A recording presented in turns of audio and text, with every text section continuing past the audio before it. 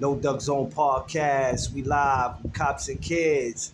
I'm here with the big deal. Brooklyn Barwick, what's up, you guys? What's going on, baby girl? I just got down training, hence why I'm fucking sweaty. But otherwise, we out here in Flatbush, no complaints.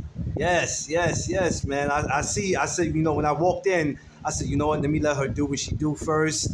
Let me let her get it in, because when you walking in, the main focus is to go get it in. Mm-hmm. And then I said, you know what? After she do what she do, then we can talk. At least you can have everything out the way. A lot of media people don't understand that. They just want to jump straight to the interview, and sometimes it can't work like that. Yeah, that's why we told Sosa yesterday, because I'm all for talking with the media.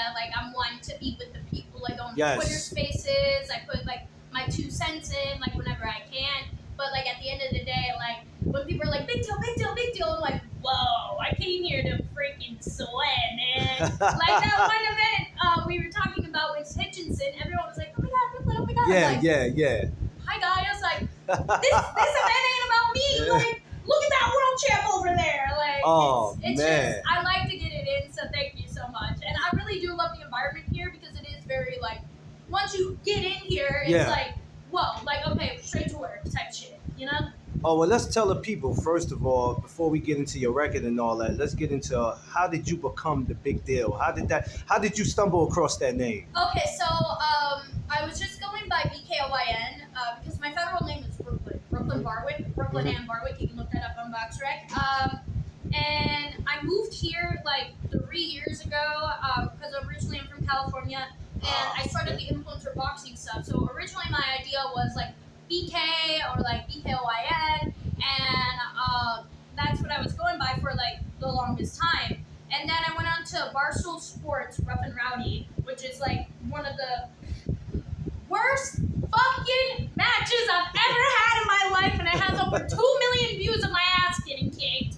Oh man. I know. But they kept being Brooklyn, and I'm like, yo, it's Brooklyn Barwick or it's BK, but that's what I put on the form. So because they kept being Brooklyn, I was like, all right, well now it's back to the drawing board. What the fuck? So then flash forward, I go to Misfits in Newcastle, England, and that's North England type shit. Yeah. And I'm sitting there with my friend PJ, who is Overflow, and I'm like, bro, I don't get it. Why is everybody? It was a chaotic trip. Let's just say that. A lot of friend drama was happening, and that's why I was sitting with him.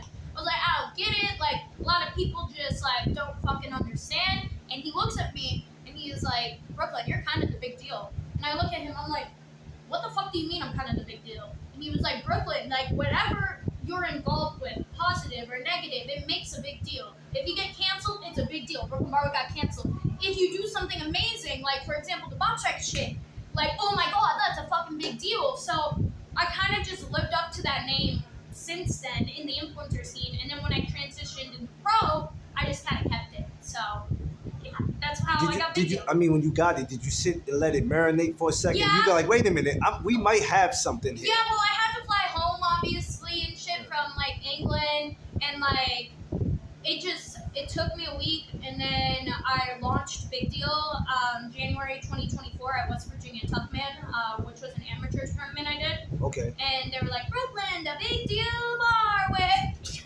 Woo, excuse me. Yeah. And basically that's what happened, and I was like, oh shit, okay. But not with the sneeze. There's a fan right here. I'm sorry about that. But Brooklyn, the Big Deal Barwick. Boom, and now we're here. And I actually have another friend who is conveniently named Big Deal, and his name's Carmel Moment. So Yes. Shout out to them. Let's go back to the beginning of how you got into boxing. How did that happen? Influencer fucking promoter went up to me while I was out at a bar, and they were like, yo, you want to do this? And I was like, yeah. And I did my first match 2 months later. It was really that easy. I was sober, because it's the Viper Room in West Hollywood. But my friend was like, I don't want to fight, you fight. And I'm like, okay, I'll do it. And that's how I did it. And I fought for a title at my first debut, so. That's crazy. Mm-hmm. How was you able to pull that off? That rarely